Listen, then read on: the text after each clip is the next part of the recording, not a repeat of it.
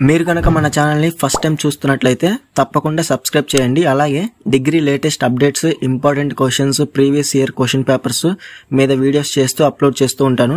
ఈ వీడియోస్ కనుక మీరు మిస్ అవ్వకుండా ఉండాలంటే మన ఛానల్ని సబ్స్క్రైబ్ చేసుకోవడంతో పాటు పక్కన ఉన్న బెల్ సింబల్ మీద క్లిక్ చేసి ఆల్ నోటిఫికేషన్ అయితే యాక్టివేట్ చేసుకోండి.